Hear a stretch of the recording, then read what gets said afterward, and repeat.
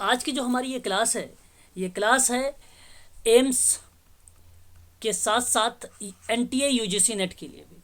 केवल मैं बेसिक जानकारी पर बात करने वाला हूँ समाज कार्य में।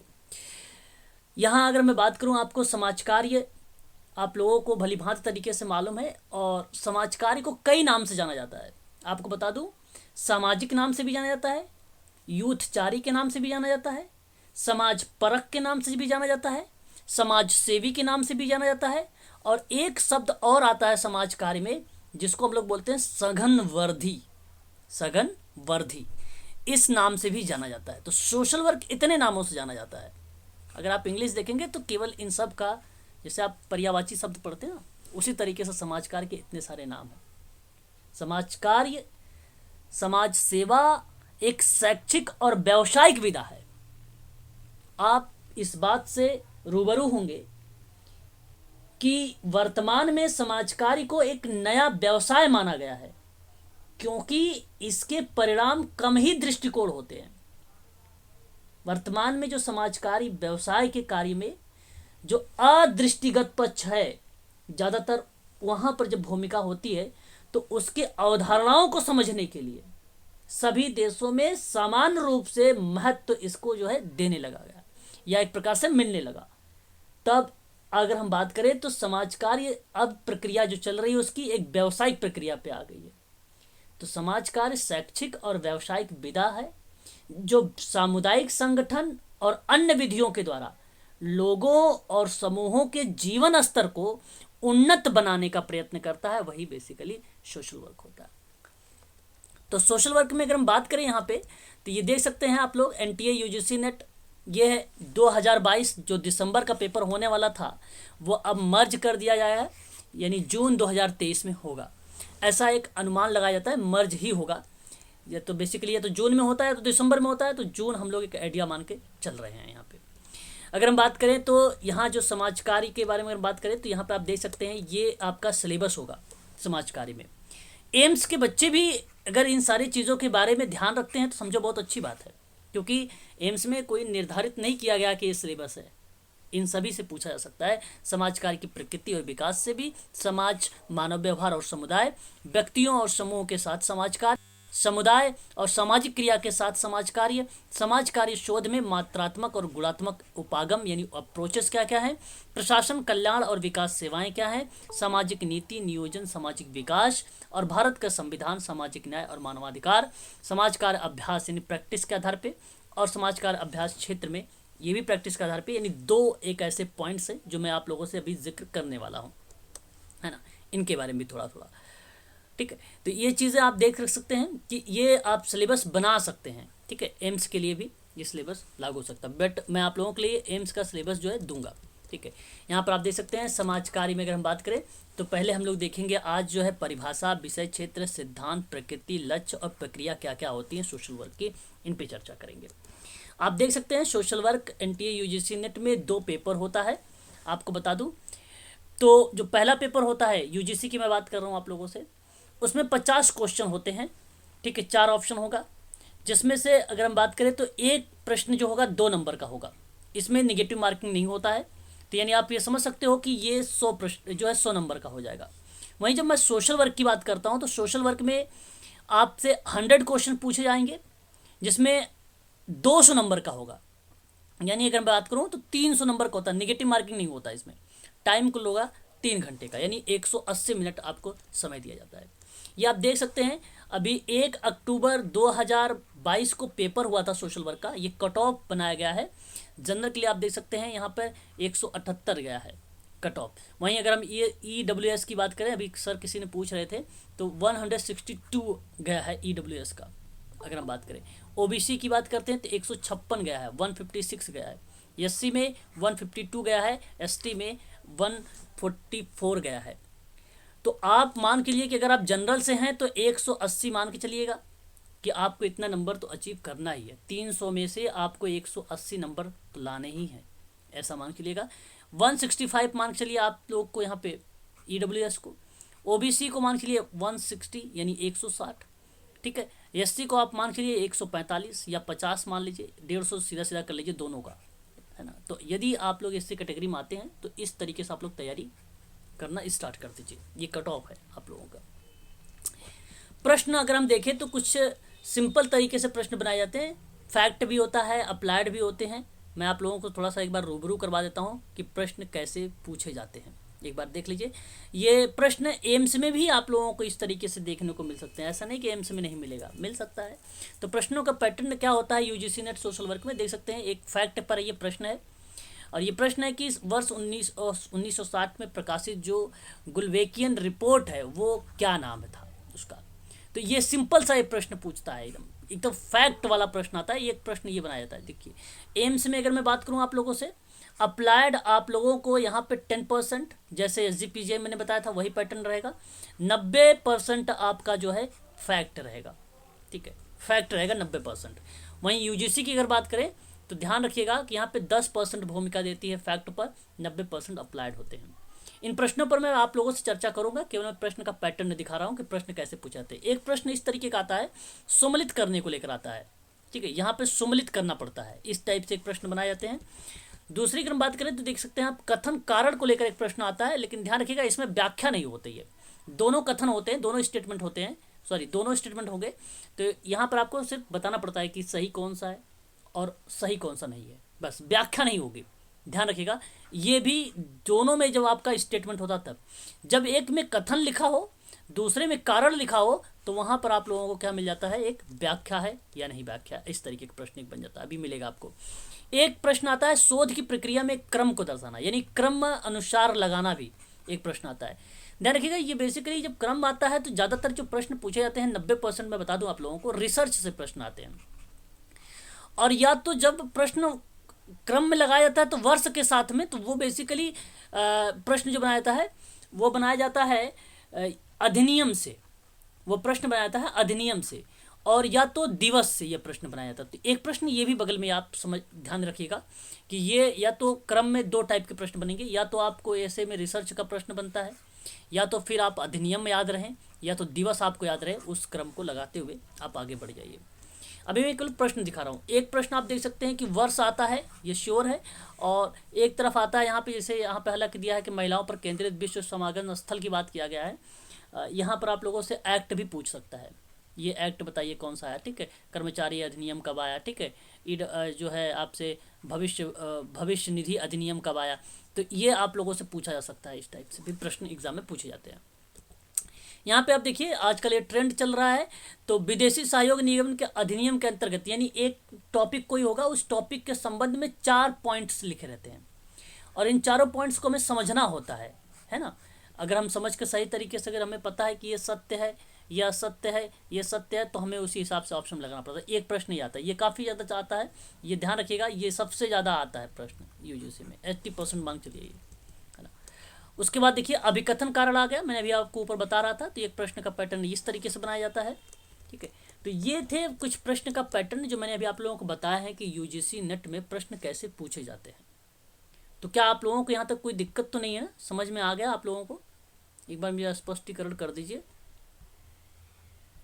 कोई दिक्कत तो नहीं है ना आप लोगों को? ये चीज़ें समझ में है ना कि भाई ऐसे ऐसे प्रश्न भी आप लोगों से पूछा जाता है। हाँ, तो चलिए आगे बढ़ते हैं।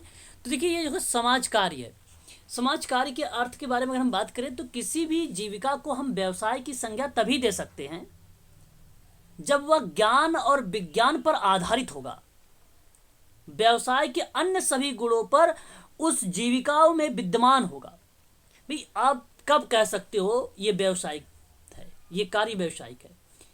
जब उस कार्य में ज्ञान और विज्ञान पर आधारित कोई क्रियाविधि हो रही हो, और व्यवसाय के अन्य जो गुण हैं, जो अन्य और भी विधियां हैं, उनको भी लगा रहे हो, जैसे सिद्धांत लगा सकते हो आप लोग, टेक्निक लगा सकते हो आप लोग।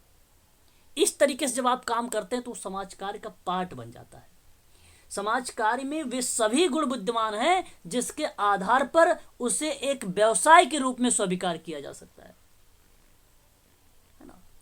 तो समाज कार्य एक सहायता मूलक कार्य है जो वैज्ञानिक और ज्ञान प्रविधिक निपुणताओं तथा मार्गदर्शन या मानवदर्शन का प्रयोग करते हुए व्यक्तियों की एक व्यक्ति समूह के सदस्य अथवा समुदाय के निवासी के रूप में उसकी मनोसामाजिक समस्याओं का अध्ययन निदान करने तत्पश्चात परामर्श, पर्यावरण में परिवर्तन और आवश्यक सेवाओं के माध्यम से सहायता प्रदान करना।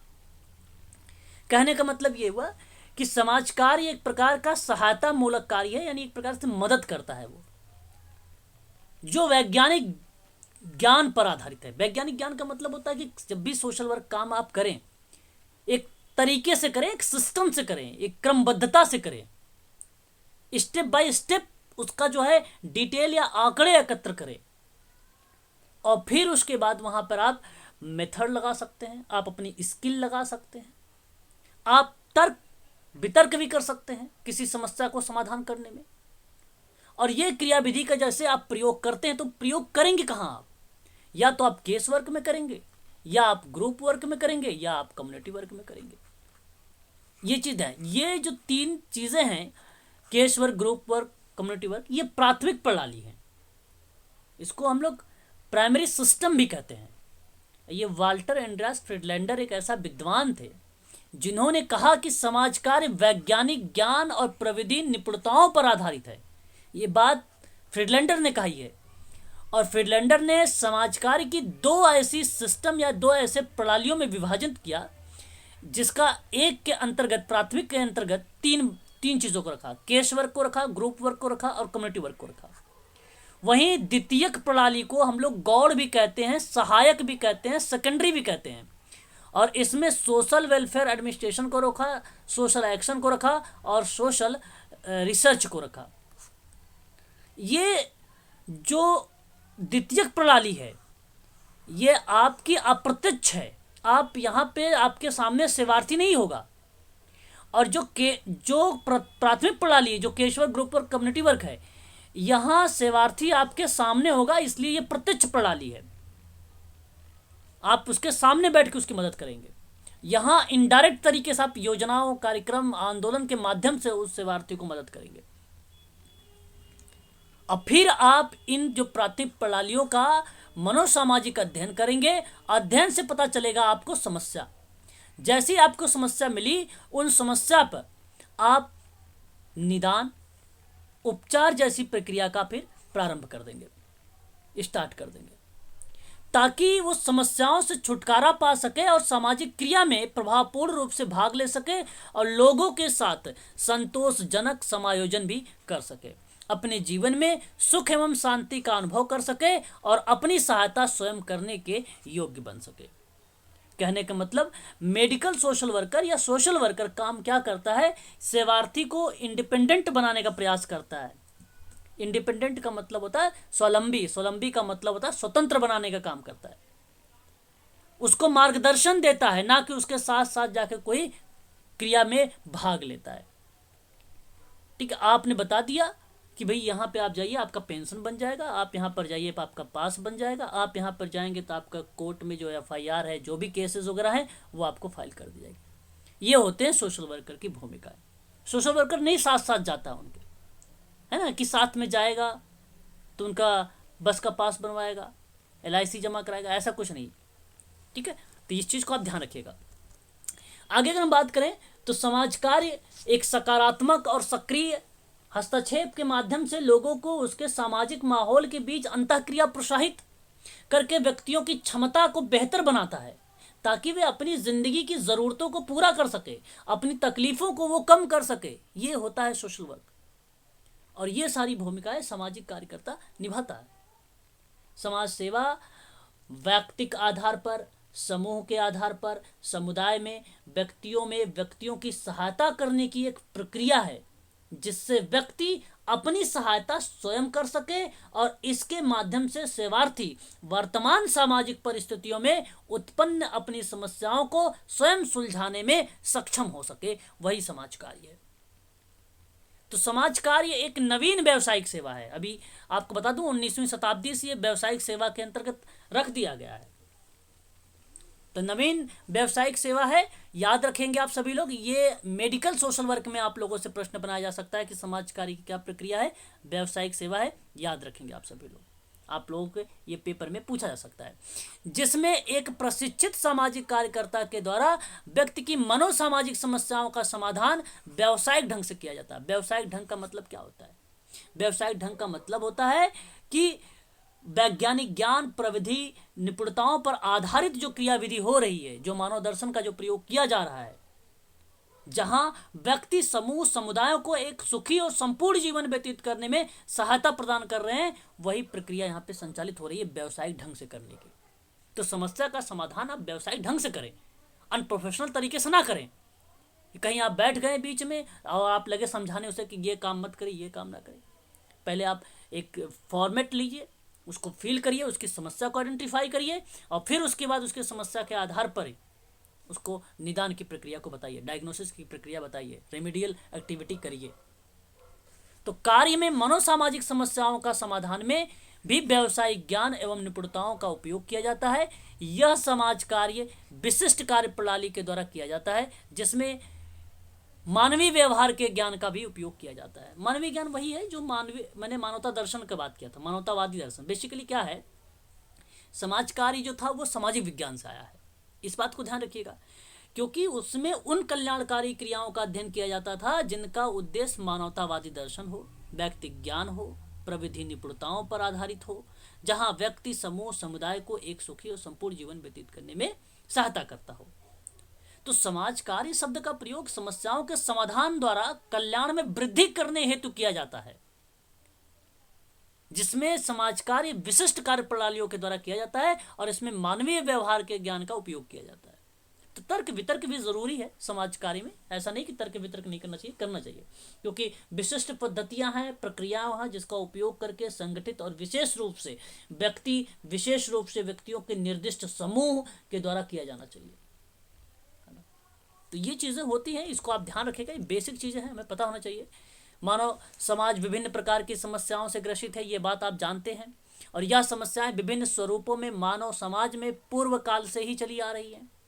गरीबी, बेरोजगारी, बीमारी, निराश्रितता आदि ऐसी समस्याएं हैं जिसमें मनुष्य का सामाजिक पर्यावरण प्रभावित होने लगता है और उसको कुसमायोजन की समस्याओं का भी सामना करना पड़ जाता है।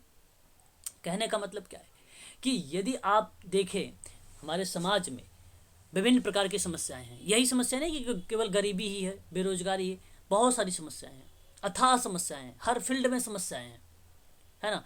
तो उन समस्याओं को अगर आपको निजात दिलाना है उस सेवार्थी को, तो पहले तो आपको इस बात को ध्यान रखना पड़ेगा कि हमें मनोसामाजिक अध्ययन करना पड़ेगा। और मानव समाज की समस्याओं का जब स्वरूप भौतिक और मनोसामाजिक दोनों भी प्रकार का हो सकता है। वैसे तो प्रत्येक समस्या स्वयं में अलग एवं विशिष्ट होती है। कारण क्या है, क्योंकि हर एक व्यक्ति यूनिक है, व्यक्तिकरण है, तो इस वजह से समस्याएं आपस में अंतर संबंधित होती हैं और एक आप देख सकते हैं दूसरे की उत्पत्ति के कारण भी बन सकती है। आज के युग में विशेषीकरण का युग है और जिसमें प्रत्येक समस्या की एक विशिष्ट समस्या मानकर उसका समाधान भी किया जाता है।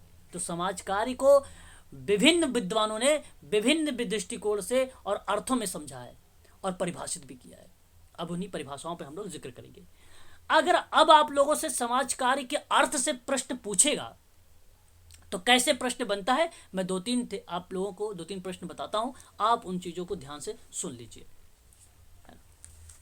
तो देखो, समाज कार्य तो आपको एक तो ये प्रश्न बना सकता है कि समाज कार्य का जो संबंध है वो किस विषय से संबंधित है।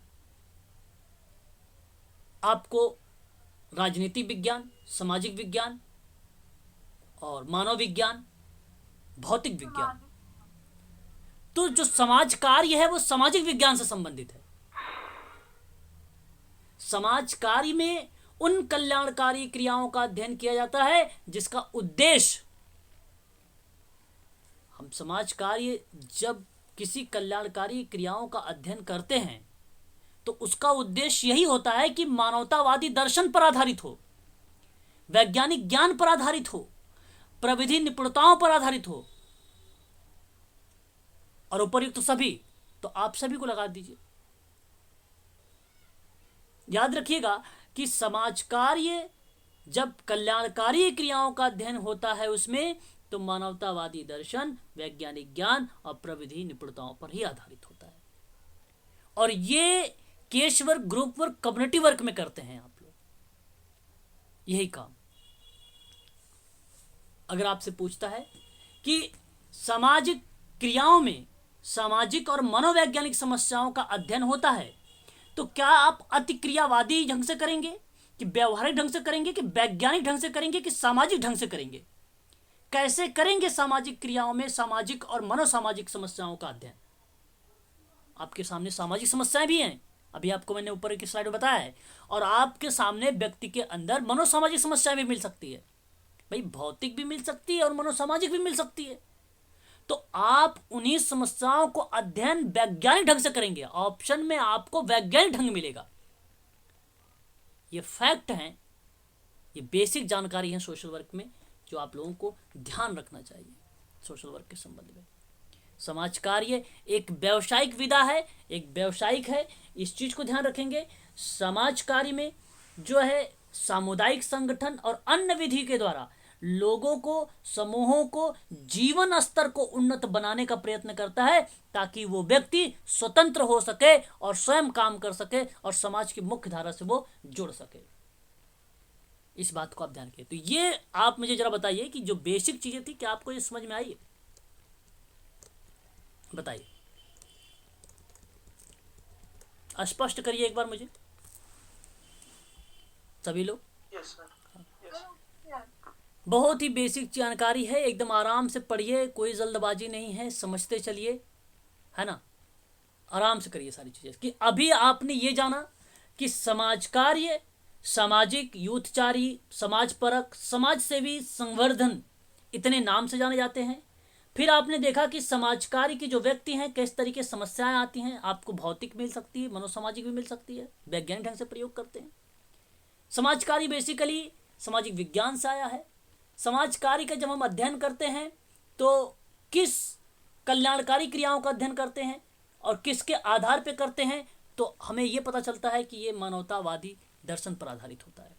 तो ये कुछ बेसिक थे, इन बेसिक से भी प्रश्न बनाए जाते हैं।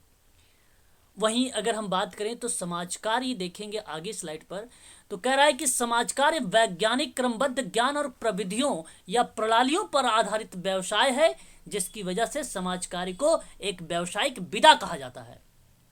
और इसकी 6 कार्य प्रणालियां हैं। बेसिकली देखिए, आपको बता दूं, इन्हीं 6 कार्य प्रणालियों को फ्रीडलैंडर, आप चाहें तो नोट कर सकते हैं, फ्रीडलैंडर महोदय ने 1958 में समाज कार्य को 2 भागों में डिवाइड कर दिया।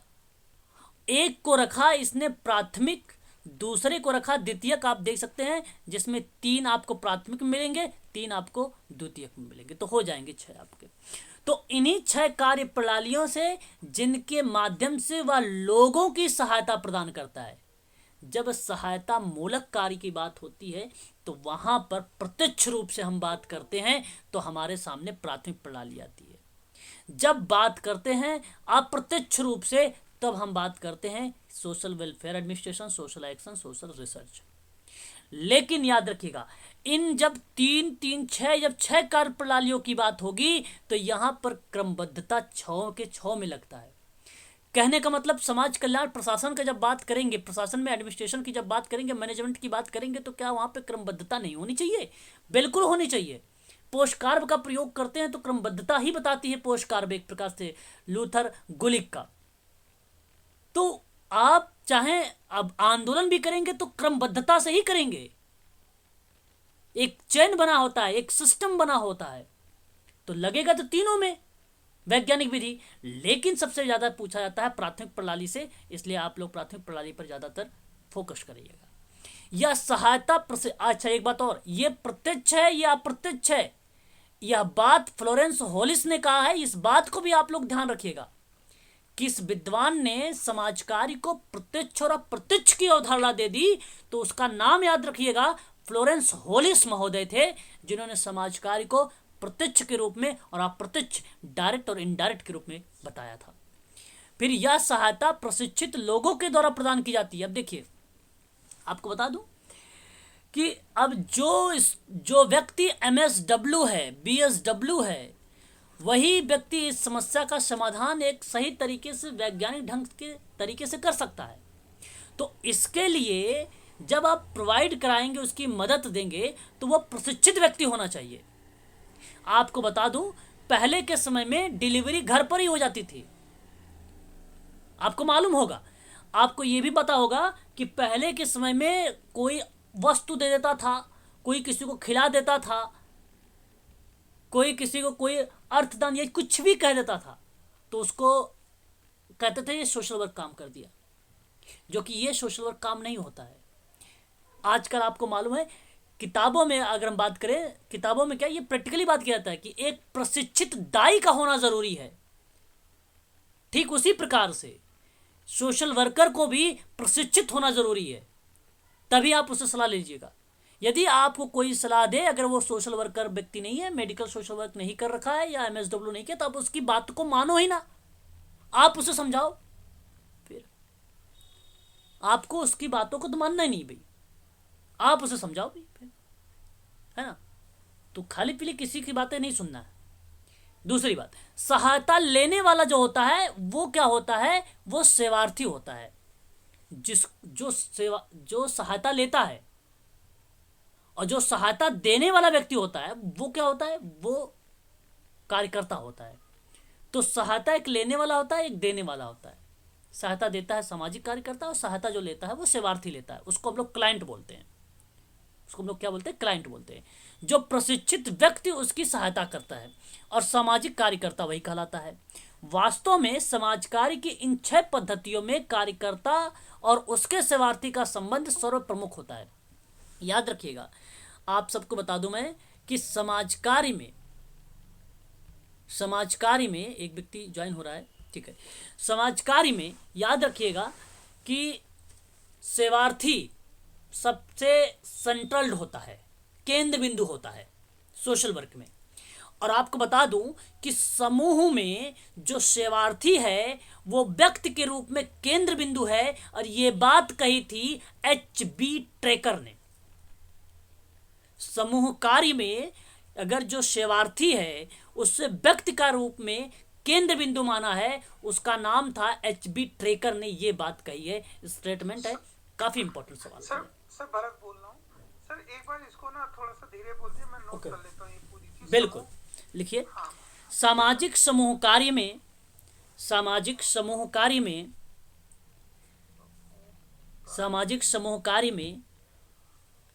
व्यक्तियों का समूह को, व्यक्तियों के समूह का, या आप सदस्यों के समूह कह सकते हैं, दोनों बात एक ही है।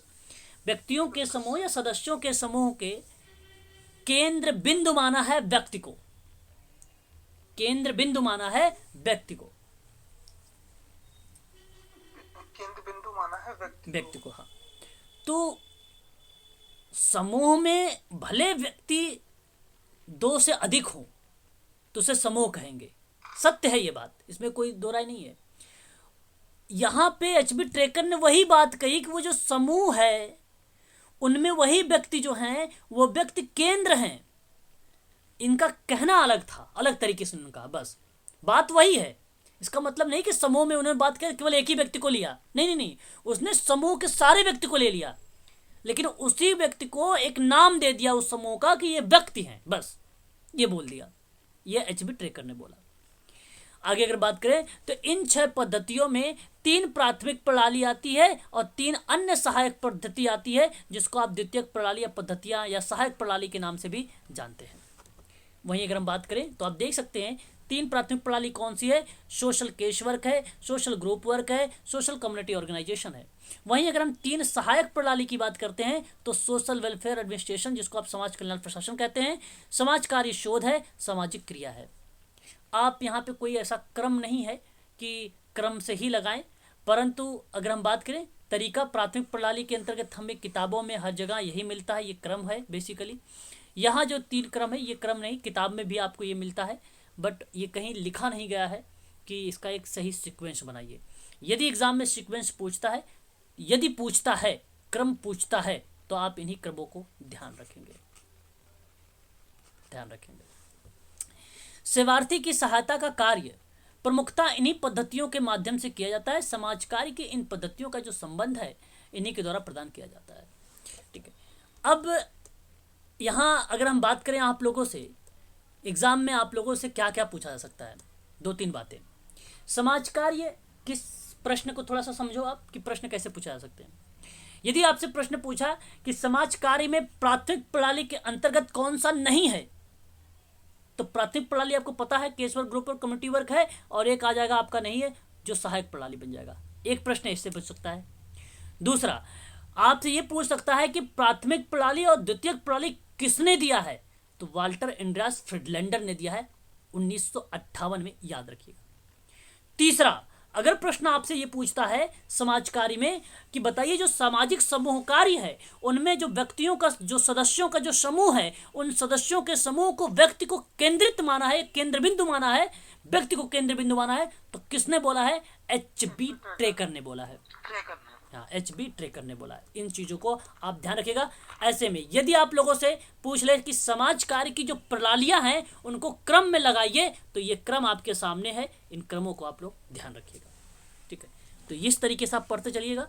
साथ ही साथ मैं आप लोगों को क्वेश्चन के बारे में बता दे रहा हूँ कि क्वेश्चन अगर प्रश्न बनता है फैक्ट के रूप में, अप्लाइड के रूप में, तो ऐसे ही बनाए जाएंगे आप लोगों से पेपर में भी प्रश्न। ये बेसिक जानकारी है सोशल वर्क के बारे में, आपको इतना पता ही होना चाहिए। किसी से अगर आप बोल रहे हैं, बात कर रहे हैं, तो समाज कार्य के बारे में इतनी जानकारी आप लोगों के पास होनी चाहिए।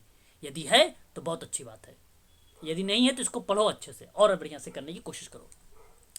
आगे बात करते हैं तो समाज कार्य को परिभाषित करने वाले कुछ विद्वान आए, बहुत सारे विद्वान आए, अलग अलग तरीके से विद्वानों ने अपने अपने मत, अपने अपने विचारों से समाज कार्य को बताया, परिभाषित किया। वहीं अगर हम बात करें आप लोगों से, तो एक ऐसे विद्वान का नाम आप लोग देख रहे होंगे स्क्रीन पर, जिनका नाम है हेलन क्लार्क। इन्हीं को अगर आप देखेंगे यूजीसी की हरियंट की किताब में, तो आपको लेन क्लार्क का नाम लिखा हुआ मिलता है। बात एक ही है, अलग नहीं है कि लेन क्लार्क अलग है, हेलन क्लार्क अलग है, बात वही है। तो इन्होंने समाज कार्य के अर्थ और अवधारणाओं को समझाने के लिए समाज कार्य के इतिहास पे चर्चा करते हुए बताया था। इनकी किताब आई, हालांकि अभी तक एनटीए यूजीसी नेट में ये किताब तो पूछी ही नहीं गई है, परंतु यदि ये किताब में लिखा हुआ है तो इसका मतलब है कि हो सकता है आप लोगों से पूछा जा सकता है। ये किताब आप इग्नू की बुक पढ़ेंगे BSW वाली, तो BSW की किताब में आपको ये मिलेगा, principle and practice of social work. याद रखिएगा ये किताब। और यही किताब में 3 युग के बारे में बात हुआ है। 3 युग, अब ध्यान से सुनिए आप सभी लोग। 3 युग, प्राचीन युग जो है सबसे पहला युग है, उसके बाद मध्य युग है, उसके बाद आधुनिक युग है। आधुनिक युग को आज का युग कहा जाता है, यानी वर्तमान युग कह सकते हैं, यानी इसी को आप व्यावसायिक युग भी कह सकते हो। तो 3 नाम इसके बन जाएंगे आधुनिक युग में, याद रखिएगा। तो पहले देखेंगे प्राचीन युग। श्रीमती हेलन क्लार्क ने कहा कि समाज कार्य की जो जड़ें हैं वो मानव समाज की उत्पत्ति के साथ प्राचीन काल से ही जुड़ी हुई है। बात तो ठीक है भाई, जो समाज कार्य की जड़ें हैं, जैसे अभी हम बात करें, हालांकि ये बात की बातें हैं कि समाज कार्य एक सामाजिक विज्ञान से आया जहाँ पे कल्याणकारी क्रियाओं का अध्ययन हुआ, ये बात की बातें रही, लेकिन जो मानवतावादी दर्शन के आधार पे जो चीज़ें चल रही थी वो प्राचीन समय से चल रही थी। और इस युग में समाज कार्य का जो रूप था आज के व्यावसायिक समाज कार्य से भिन्न था। बेसिकली था क्या इसमें तब, इस चीज को आप ध्यान रखिएगा, यहां से आप लोगों के लिए इंपॉर्टेंट बन जाएगा। प्राचीन काल में निर्बल, निर्धन, अपाहिज रोग ग्रस्त अनाथ वृद्ध व्यक्ति या अनाथ व्यक्ति या वृद्ध व्यक्ति या निराश्रित व्यक्ति की सहायता करना अपना धार्मिक कर्तव्य समझते थे। बेसिकली क्या होता था, आप लोगों को बता दूं कि आप लोगों का बचपन, यदि आप लोग अगर गांव से या विलेज से बिलोंग करते होंगे तो आप सोचिए एक बार कि उस समय कोई व्यक्ति अगर भिक्षा मांगने आता था तो आप उसे कभी खिला देते थे या उसकी मदद कर देते थे, आटा देते थे, चावल दे देते थे घर में से निकाल के, कुछ भी कर देते थे। तो वो बेसिकली प्राचीन काल का समय प्रथा जो थी, प्राचीन काल के थे, वो आपने फॉलो किया, देखा होगा लोगों ने फॉलो किया था। और ये बात सत्य है, आधुनिक युग में जो है ना, प्राचीन काल प्लस मध्य युग दोनों इन्वॉल्व है, आज भी है, लेकिन धीरे धीरे वे समाप्त हो रहा है, अब धीरे धीरे ये समाप्त हो रहा है। परंतु आज भी आप लोग देख रहे होंगे, रेड लाइट हो गई और भी जगह पे हो गए, वहाँ पे मिल जाते हैं मांगने वाले, देखना है ना, ऐसी सारी चीज़ें हो जाती है, देखने को मिलता भी होगा। तो प्राचीन काल में बेसिकली क्या था, वो निर्बल, निर्धन, अपाहिज रोग, अपाहिज या रोगग्रस्त कोई व्यक्ति है, अनाथ व्यक्ति कोई है या वृद्ध व्यक्ति कोई है, उन व्यक्तियों की सहायता करता था, वो प्राचीन काल में था। और अपना जब सहायता ये करते थे तो उसको बोलते थे कि हमारा ये धार्मिक कर्तव्य बनता है कि हमें उसकी मदद करनी चाहिए, और अब करते भी थे, तो उसको सोशल वर्क कहा गया। समस्याग्रस्त व्यक्ति की सहायता दया और सहानुभूति की भावनाओं से जुड़ा हुआ था। अब पता था जब घर के बड़े बुजुर्ग होते थे और आ गया कोई भिखारी तो उससे बात करने लगते थे, पूरी कहानी, पूरा इतिहास जानने की कोशिश करते थे उनका, और उनमें उनकी सहानुभूति, सिंपैथी, इम्पैथी सब जुड़ा होता था, और वो मान जाते थे। उनको वस्तुदान या अर्थदान, कुछ भी जो चीज़ें होती थी, जो उनके कैपेबल, जैसे जो क्षमता होती थी, वो उसको दे देते थे। तो ये इस तरीके की जब क्रिया होती है, इस क्रिया को प्राचीन काल में हेलन क्लार्क ने बोला था ये बात। लेकिन अगले युग में जब आया, मध्य युग में, तो समाज कार्य में इन्होंने कहा कि ये सोशल वर्क में यहाँ पे मानवतावादी दृष्टिकोण है। बेसिकली अगर एग्जाम में कोई वर्ष एग्जैक्ट नहीं पूछा जाता है कि मानवतावादी कब आया, कि भाई 1834 में आया, कब आया, ऐसा कुछ नहीं पूछा जाता है। परंतु ध्यान रखिएगा कि अगर प्रश्न बनेगा 18वीं शताब्दी से ही बनाया जाएगा, केवल एग्जैक्ट किसी किताब में नहीं मिला है। तो 18वीं सदी से ही ये मानवतावादी दृष्टिकोण पर उत्पत्ति हुई, यानी मध्य युग आया। तो हेलन क्लार्क ने कहा कि इसी काल में समाज सेवा की प्रेरणा धर्म या दया की भावना का फल ना होकर, अब देखिए, दया और भावना तो सहानुभूति वगैरह प्राचीन में थे, यहाँ मानवतावाद पर आधारित पाई गई, और मानव समाज के प्रति जागरूक हुआ, और इसमें मनोसामाजिक, आर्थिक, शारीरिक कठिनाइयों से पीड़ित व्यक्तियों की सहायता करना अपना कर्तव्य समझकर अपनी क्षमता के अनुरूप जनसेवा में भाग लेते थे। भाई तबे मान लीजिए अगर कोई व्यक्ति जा रहा है कहीं पर, उसका पर्स कट गया, और वो आपसे मदद मांग रहा है कि भाई मेरे पास मेरे पर्स कट गए, अगर आप मुझे 20 रुपये या 10 रुपये दे देंगे तो मैं घर तक पहुंच जाऊंगा। और इस तरीके से आपने भाई समझा बूझा, समझ बूझ कर आपने उसको 10 रुपये, 20 रुपये, जो भी चीज़ें हैं, आपने उसको आर्थिक रूप से मदद कर दी, तो आपने ये मानवतावादी दृष्टिकोण दिखाया वहां पे। अगर कोई व्यक्ति चलने में दिक्कत हो रही है, बस में नहीं चढ़ पा रहा है, किसी स्टेयर पे नहीं चढ़ पा रहा, तो आपने उसकी जाके हाथ पकड़ लिया, मदद कर, यार रोड क्रॉस नहीं कर पा रहा है, आपने उसकी मदद कर दी। तो ये आपने शारीरिक कठिनाइयों से जो पीड़ित व्यक्ति था, जिसके पास समस्याएं थी, आपने इस तरीके से उसकी मदद कर दी। तो ये आपने मानवतावादी किया। बट हेलन क्लार्क ने मानवतावादी में यहां पर भावनाएं वगैरह को नहीं जोड़ा। उन्होंने कहा कि मध्य युग में कि ये आपका धर्म, दया, सहानुभूति वगैरह नहीं है, ये आपके मानवतावादी। ये 18वीं सदी में बोला था इसने, मध्यकाल में। वहीं उसके बाद अगर हम बात करें तो एक आधुनिक काल आता है। आधुनिक काल का मतलब अगर हम बात करें तो ये आपका वर्तमान युग भी कह सकते हो आप इसे अगर मैं बात करूँ तो व्यावसायिक युग भी बोल सकते हो। बेसिकली अगर मैं बात करूँ तो ये जो MPPSC और भी मेडिकल सोशल वर्क में जो यूज किया जाता है, वो व्यावसायिक काल का यूज किया जाता है, व्यावसायिक काल का यूज किया जाता है। आधुनिक काल नहीं, सोशल वर्क में ये बहुत कम यूज होता है, ठीक है, याद रखिएगा। व्यावसायिक काल युग प्रयोग में लाया जाता है। तो प्राचीन काल और मध्य युग की भांति इस काल में दया, धर्म और मानवता के प्रति कर्तव्य की भावना के आधार पर सेवा कार्य का प्रचलन नाम मात्र ही रह गया, और इसी के स्थान पर समाज कार्य व्यावसायिक कार्य के रूप में विकसित होगा। हालांकि अगर हम बात करें समाज कार्य जो व्यावसायिक या आधुनिक युग में माना गया, वो बेसिकली आपका दया, धर्म और मानवता के प्रति कर्तव्यों की भावना के आधार पर सेवा कार्य का प्रचलन तो नाम मात्र ही रहा। लेकिन यहाँ पे जो समाज कार्य व्यवसाय का पार्ट बना, वो प्राचीन युग प्लस में मानवता युग, दोनों को इन्वॉल्व किया गया। समाज कार्य की एक विशिष्ट विधियां और प्रविधियां और सिद्धांत का विकास हुआ, जिसके द्वारा समस्याग्रस्त जो व्यक्ति थी उसकी सहायता स्वयं करने हेतु प्रेरित और निर्देशित किया गया, ताकि वो व्यक्ति समाज की मुख्य धारा से जुड़ सके और स्वावलंबी बन सके, इंडिपेंडेंट हो सके, ऐसी बात कही गई। वहीं बात करें तो विभिन्न युगों में लोगों ने समाज कार्य के विभिन्न रूपों में समझा और देखा, जिसमें हेलन क्लार्क ने निम्न प्रकार से निरूपित करने का प्रयास किया, और समाज कार्य के प्रति समाज के विभिन्न वर्गों के दृष्टिकोण को भिन्न भिन्न रूप से विवेचित करके समाज कार्य के प्रति अलग अलग अवधारणाओं की भलीभांति तरीके से समझा जा सकता है। तो आपने देखा कि प्रथम युग में क्या था। प्रथम युग में निर्बल, निर्धन, अपाहिज, रोगग्रस्त, अनाथ, वृद्ध व्यक्ति, निराश्रित व्यक्ति थे, जहां आपने अपना सहायता तो करते थे, धार्मिक कर्तव्य समझते थे, कहीं वस्तुदान, अर्थदान कर देते थे, इस तरीके का काम होता था। परंतु जब मध्यकाल आया 18वीं शताब्दी में, तो आपने कहा कि भाई इस पे आधारित है ही नहीं दया धर्म पर, यह आधारित है मानवतावाद पर।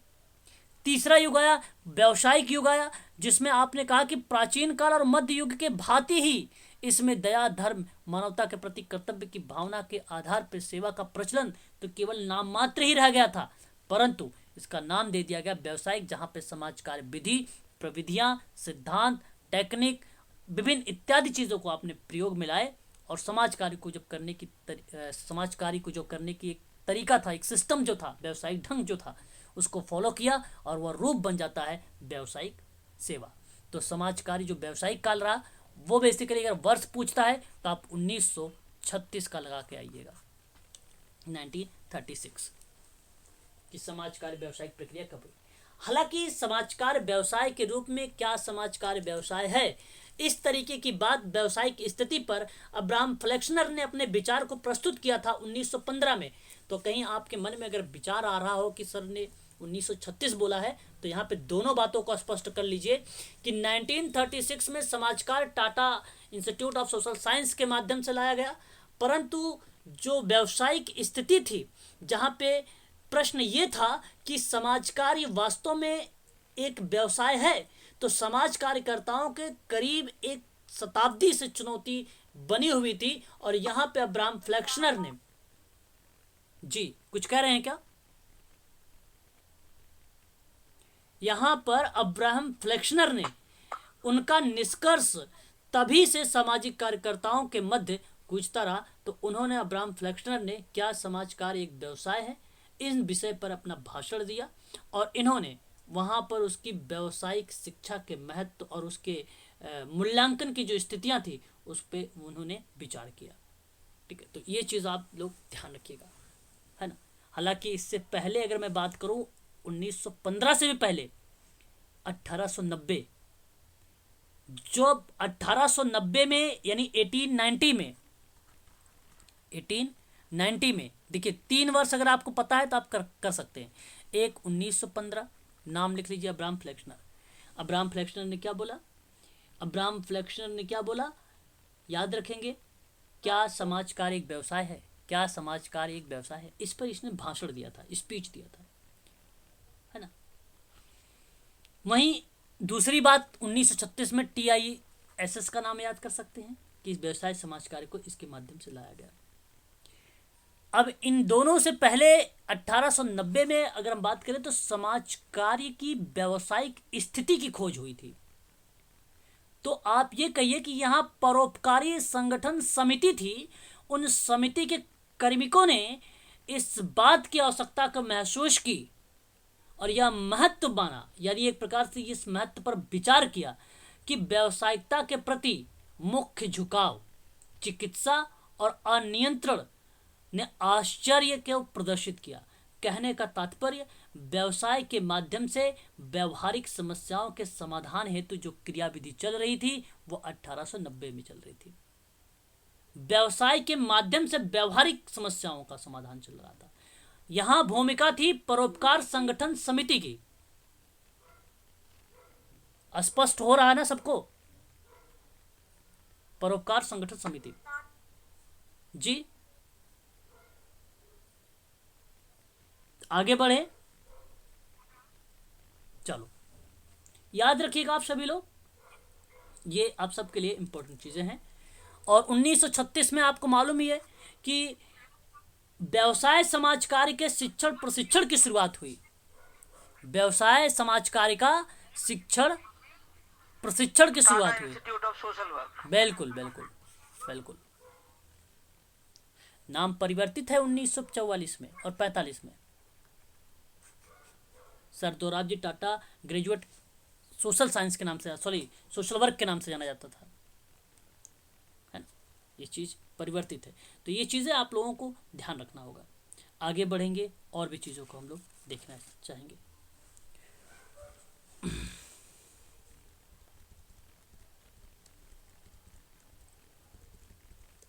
देखिए परिभाषाओं की बात करें, एक दो परिभाषा को आप समझने का प्रयास करिएगा सभी लोग। अच्छा देखिए, अगर प्रश्न ऊपर में जो आप लोगों ने पढ़ा है, अगर प्रश्न पूछेगा तो कैसे पूछेगा? एक प्रश्न तो ये बनेगा कि आपको बताना है कि principle and practice of social work की किताब किसने लिखा? तो आपको बताना है हेलन क्लार्क ने लिखा है। Helen Clark. 3 युगों के आधार पर समाज कार्य को वर्गीकृत करने का प्रयास कौन विद्वान ने किया? हेलन क्लार्क ने किया। फ्लेंडर। नहीं, सिलेंडर ने दिया था ना, नहीं नहीं, हेलन थ्योरी पर का। वो तो प्रणालियाँ थी, वो तो सिद्धांत थे आपके। मैंने यहाँ पे युग का नाम लिया है, 3 युग का। ओके, 3 युग, प्राचीन, मध्य और आधुनिक। ओके हाँ ओके। हाँ हाँ। तो लेन क्लार्क का नाम, एक प्रश्न ऐसे बन सकता है आप लोगों से एग्जाम में। ये सारे प्रश्नों पर मैं रूबरू करवाऊंगा आने वाले टाइम में, आप निश्चिंत रहें, परंतु यहाँ पे आप थोड़ा सा समझे रहिए।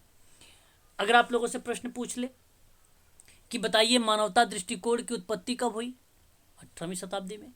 आपसे प्रश्न पूछ ले कि व्यवसाय समाज कार्य की उत्पत्ति कब हुई, 1936 में।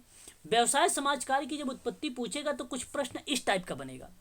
प्रश्न बनेगा कि भारत में व्यावसायिक समाज कार्य के शिक्षण प्रशिक्षण की शुरुआत वर्ष में मानी जाती है, तो 1936 में मानी जाती है, 1936 में मानी जाती है।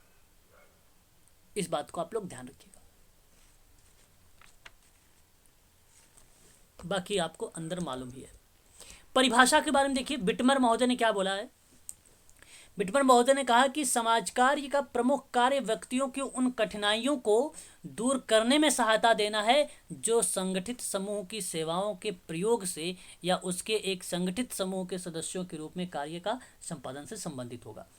बिटमर इंपॉर्टेंट नहीं है, 1942 में इन्होंने दिया था, बट ये किसी भी पेपर में इंपॉर्टेंट नहीं है। नाम तो नहीं इनका देखना, ऑप्शन में आता, बट ये आते नहीं है।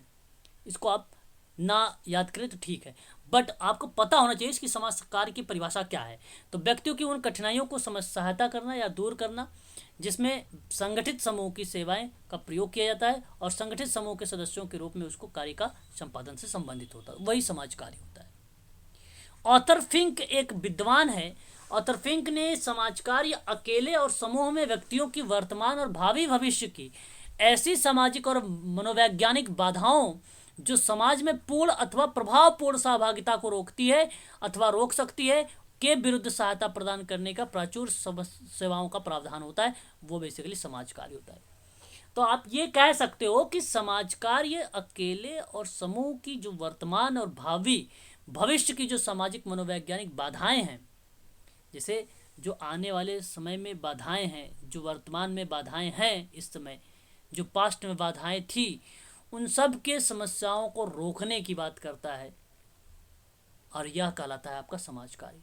यानी एक ग्रसित व्यक्ति की समस्या का समाधान करना ही समाज कार्य कहलाता है, ऐसा आप बोल भी सकते हैं। वहीं अगर हम बात करते हैं बोयम महोदय के बारे में, 1959 में 1959 में समाज कार्य व्यक्तियों की व्यक्तिगत और सामाजिक स्थिति को लेकर सामाजिक कार्यात्मकता को बढ़ाने के लिए ऐसे प्रक्रियाओं का प्रयोग करता है जिनका संबंध व्यक्ति यानी मनुष्य और उसके पर्यावरण के बीच परस्पर संबंध क्रियाओं से है और इन क्रियाओं को 3 कार्यों में विभाजित किया जा सकता है: विकृति योग्यता का और एक पूरे स्थापन व्यक्ति एवं एक सामाजिक संसाधनों की उपलब्धि, और आप यही कह सकते हो कि समाज कार्य का विकल्प का विरोध। तो मैं आप सबसे कहूँगा कि यहाँ जो बोयम महोदय हैं इनका आप ये याद रखिए, ये संबंध कि किस मनुष्य और पर्यावरण के बीच का परस्पर संबंध किसने कहा है, तो याद रखिएगा यही प्रश्न में आता है। मनुष्य एंड और उनके वातावरण या पर्यावरण के बीच रेसिप्रोकल परस्पर संबंध क्रिया होती है, उन्हीं क्रिया को क्या बोला जाता है? समाज कार्य बोला जाता है। क्रिया को क्या बोला जाता है? समाज कार्य कहा जाता है। बस ये याद रखना है आपको, बस क्लियर है आपका यहाँ पे, ठीक है। स्टुप समाज कार्य एक ऐसी कला है जिसमें विभिन्न साधनों का प्रयोग किया जाता है, सामूहिक सामुदायिक आवश्यकताओं की पूर्ति किया जाता है। कहने का मतलब समाज कार्य एक कला है। समाज कार्य कला होने का नाते आप ये कह सकते हो कि समाज कार्य वैज्ञानिक विधि पर आधारित होगा, मानवता दर्शन पर आधारित होगा, और यह क्रिया विधि करने के लिए कला होनी चाहिए। क्रमबद्धता को लेने के लिए, आंकड़े को कलेक्ट करने के लिए कला होनी चाहिए। तो इसलिए समाज कार्य को एक कला मानी जाती है। डेटा अगर आपको किसी से लेना है ना, तो उसके लिए कला होनी चाहिए, तभी डेटा मिल पाएगा। अकड़ के डेटा नहीं मिलता कभी भी। बातों बातों से आप उनसे बहुत सारे डिटेल निकाल सकते हैं। वहीं अगर हम बात करें तो इसके लिए एक वैधानिक प्रणाली का प्रयोग किया जाता है जिसमें लोगों की सहायता की जाती है और स्वयं अपनी सहायता वो कर सके। यानी एक प्रकार से सेवार्थी को अंत में क्या बना दिया जाता है, इंडिपेंडेंट बना दिया जाता है, स्वतंत्र बना दिया जाता है।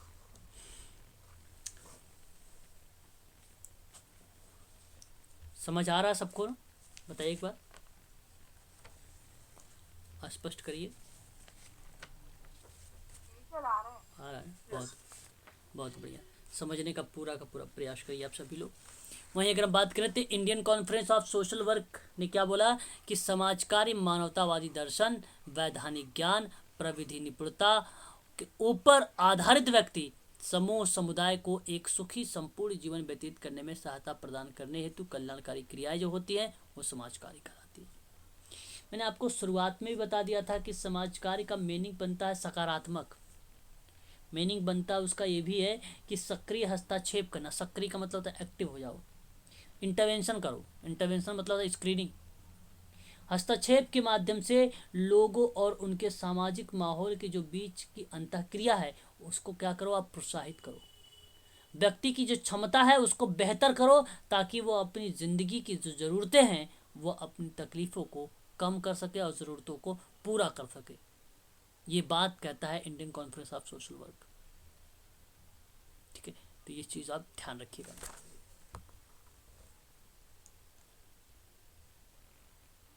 क्लियर है? जी सर। यहाँ पे कोनफ्का महोदय के बारे में परिभाषा, क्लार्क के बारे में परिभाषा लिखी गई है ना। आगे बढ़ते हैं। अब समाज कार्य की कुछ विशेषताएं हैं, विशेषताओं को देख लीजिए। क्या क्या इसकी विशेषताएं हो सकती हैं।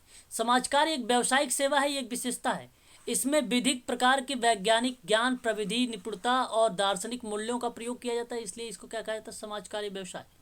समाज कार्य सहायता समस्याओं का मनोसामाजिक अध्ययन और निदानात्मक मूल्यांकन करने के बाद प्रदान की जाती है। जाहिर सी बात है कि जो सहायता होती है, समस्याओं का मनोसामाजिक अध्ययन करेंगे, फिर निदान करेंगे, फिर मूल्यांकन करने के बाद आप क्या करते हैं, उसको डिस्चार्ज कर देना है ना। डिस्चार्ज मतलब उसको छोड़ देना इंडिपेंडेंट के रूप में। परंतु इसका मतलब ये नहीं कि आप उसका डिटेल नहीं लेते रहेंगे। आपको बीच बीच में 15 दिन पे, 10 दिन पे, वीक पे आपको उसके बारे में पूरी जानकारी रखना भी है सेवार्थी। तो ये विशेषता है, ये इसकी विशेषता है कि सोशल वर्क अगर वो समाज की मुख्य धारा से जुड़ गया है तो इसका मतलब ये नहीं कि उसे छोड़ दिया गया है। ये वो लोग करते हैं जो अनप्रोफेशनल होते हैं। मदद कर दिया फिर दोबारा नहीं मिलेंगे आपको, है ना। जैसे आप LIC एजेंट वाले हैं ना, एक बार LIC कर देते हैं आपका, तो आजकल तो ऑनलाइन हो गया। पहले तो आते थे किस्त भी लेने के लिए, अब कहाँ आते हैं, अब तो ऑनलाइन ही कर दो जमा, किसी भी LIC में जाके जमा करा दो, है। ठीक उसी प्रकार से लेकिन सोशल वर्कर क्या करता है, मेडिकल सोशल वर्कर क्या करता है, उसको तो जानकारी लेता रहता है, सप्ताह में, 10 डेज में, 15 डेज में, है ना, महीने में, ये सारी पूरी जानकारी लेता रहता है। समाज कार्य समस्याग्रस्त व्यक्तियों की सहायता प्रदान करने का कार्य है और यह समस्याएं मनोसामाजिक होती है। जाहिर सी बात है। समाज कार्य सहायता संबंधी अकेले व्यक्ति, मतलब जिसको आप केस वर्क कहते हो, अथवा समूह कार्य या सामुदायिक संगठन के माध्यम से प्रदान करता है। ये सोशल वर्क मदद जो करता है ये प्राथमिक प्रणाली के माध्यम से ही करता है। समाज कार्य सहायता का अंतिम उद्देश्य क्या होता है कि समस्याग्रस्त जो व्यक्ति है, जो सेवार्थी है, उसमें आत्म सहायता करने की जो क्षमता है वो उत्पन्न हो जाए, यानी इंडिपेंडेंट हो जाए, तभी आप उसे डिस्चार्ज करेंगे। समाज कार्य सहायता प्रदान करने हेतु या करते समय सेवार्थी की व्यक्तित्व संबंधी संरचना सामाजिक व्यवस्था दोनों में परिवर्तन लाता है और कार्य करता है। समाज कार्य का उद्देश्य हमें एक दिशा बोध कराता है, कहने का मतलब एक डायरेक्शन, एक निर्देशन की समझ देता है समाज कार्य। ठीक है, तो आज के लिए बस इतना ही रखिए आप सभी लोग, है ना। कल मैं इसी के आगे बढ़ूंगा और बहुत ही इंपॉर्टेंट चीज़ें हैं, है ना। तो आज हमारा एक जो है समय हो चुका है।